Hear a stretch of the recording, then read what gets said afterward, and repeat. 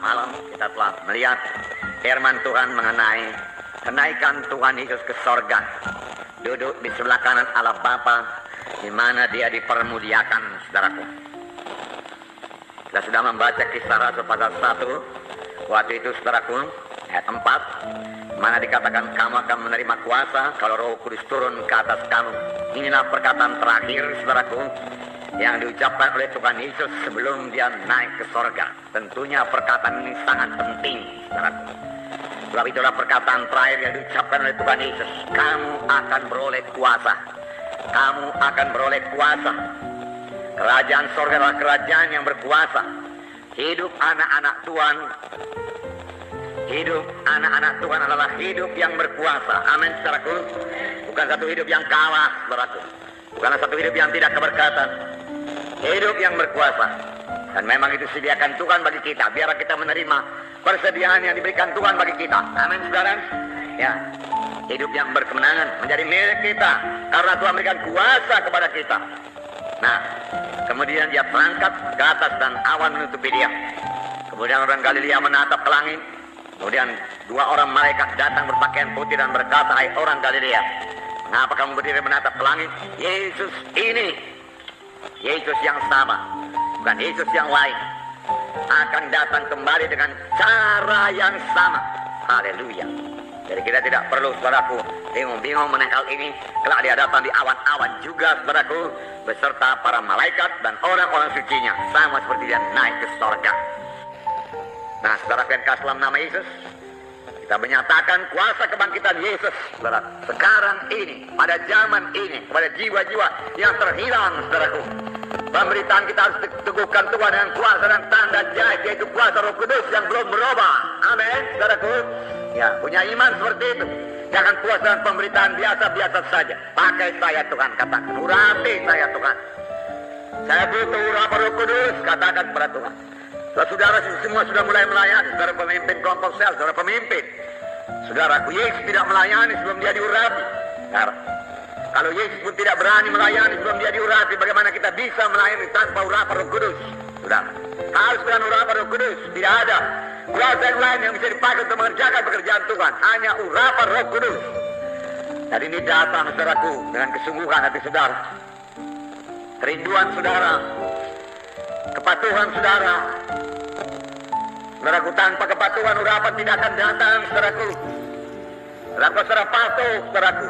Dan memang rindu dipakai Tuhan dan diurapi Tuhan. Saudara patuh kepada firman Tuhan, percaya kepada firman Tuhan, patuh kepada Tuhan. Tuhan bicara kepada saudara, saudara patuhi. Saudara menyangkal kehendak saudara, sehingga saudara bisa mematuhi Tuhan. Disitulah urapan datang pada saudara. Dan pelayanan dengan urapan lain sekali dengan pelayanan, saudaraku, biasa yang datang dari manusia. Saudara, jiwa-jiwa saudaraku merasakannya, saudara. Harus dengan urapan. Roh Kudus mau mengurapi saudara. Amin. Haleluya. Nah, penuh dari Roh Kudus. Nama di atas segala nama. Nama itu kuasa. Kuasa di atas segala kuasa. Amin. Itu artinya mengaruniakan kepada Yesus kuasa di atas segala kuasa. Dan Tuhan pernah berkata, segala kuasa telah diberikan padaku. Segala kuasa telah diberikan padaku. Pergilah kamu memberitakan Injilku. Jangan takut. Tuhan Yesus menyertai kita. Apa saudara tahu? Takut ke desa, mereka takut ke kota. Tidak perlu, nah, Tuhan tidak pernah meninggalkan kita. Dan firman Tuhan berkata, maka mereka itu pun pergilah, lalu memberitakan di mana-mana. Dan Tuhan turut bekerja, turut pergi bersama-sama dengan mereka itu. Aku tidak pernah membiarkan kamu, aku tidak meninggalkan kamu. Dan meneguhkan firman itu dengan kuasa dan tanda jahit. Inilah pemberitaan kita, ini pemberitaan saudara, ini pelayanan saudara dengan kuasa dan tanda jahit. Haleluya. Kuasa dan tanda jahit. Ini miliki, saudaraku, laksanakan, saudaraku. Nama di atas segala nama, dalam nama Yesus, milik saudara.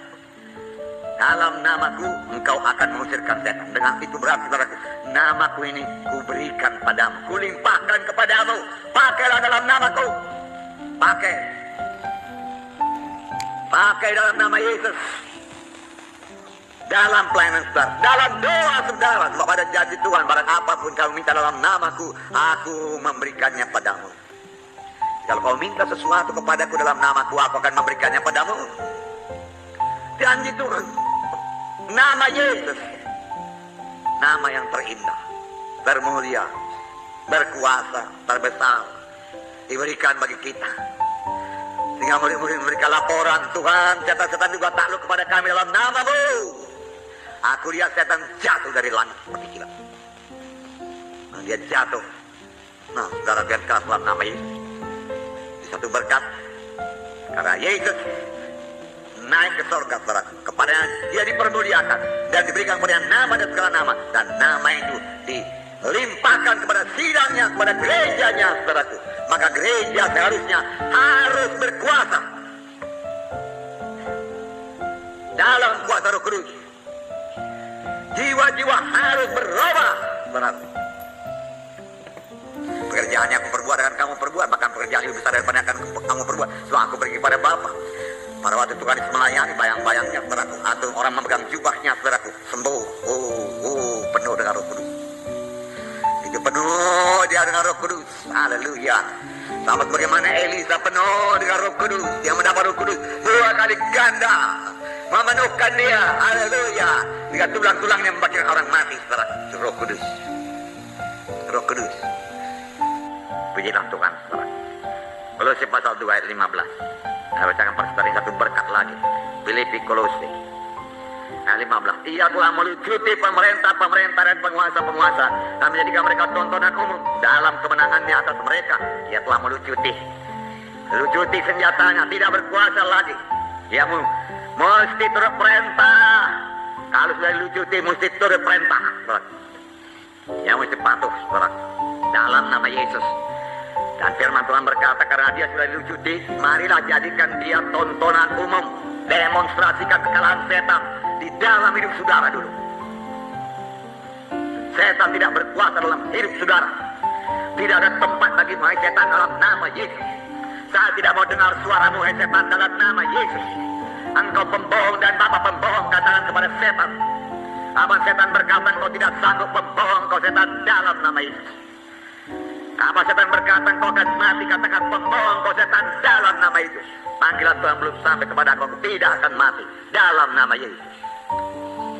Dalam nama Yesus berkuasa atas kematian.